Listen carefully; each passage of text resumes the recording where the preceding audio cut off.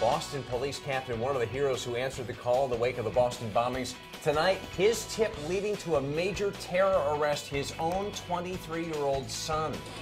New tonight, a safety concern for your kids after the son of that Boston police captain is arrested and charged in a terrorism plot that targeted colleges in New England states. Hi, everybody. I'm Darren Kramer. I'm Ann Nodry. The father of Alexander Chicolo was one of the first responders to the Boston Marathon bombing. Tonight, we're also learning more about the type of person that he is. News 8's Erin Logan has more on the man behind the terror plot, allegedly, as well as reaction from Yale University students. She joins us live from New Haven. Erin.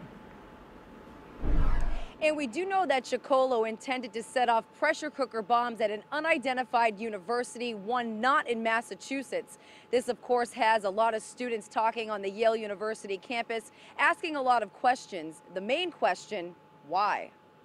Just last week, an FBI raid at 23-year-old Alexander Chicolo's Adams, Massachusetts home, the son of a Boston police captain.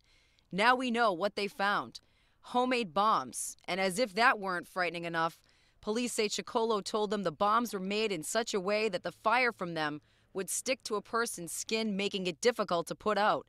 Neighbors certainly weren't expecting to hear anything like this. He was kind of like the oddball, really. He moved in, and I'm not quite sure when he moved in, but he was new. The little car he had here was always parked out front, but other than that, it was kind of kept to himself, I think. Overwhelming to see that kind of violence would be coming into America like this. It's just wild. Chicolo told police the bombs were similar to the ones used in the Boston Marathon bombing, an incident his very own father was a first responder at. Chicolo also told police that he planned to use these bombs in other states, targeting universities and students. He went on to say he planned to broadcast it live on the internet, disturbing for some Yale University students to hear. But overall, they feel safe on campus when it comes to threats like this. I'm pretty calm about it because I trust the officials to deal with the emergency issues. Presidents, vice presidents, all these important people often come to Yale, and they're prepared for all of that. And so I have full confidence that the Yale PD would be able to respond to stuff like that. The FBI has been investigating Chicolo as a terrorist since September of 2014.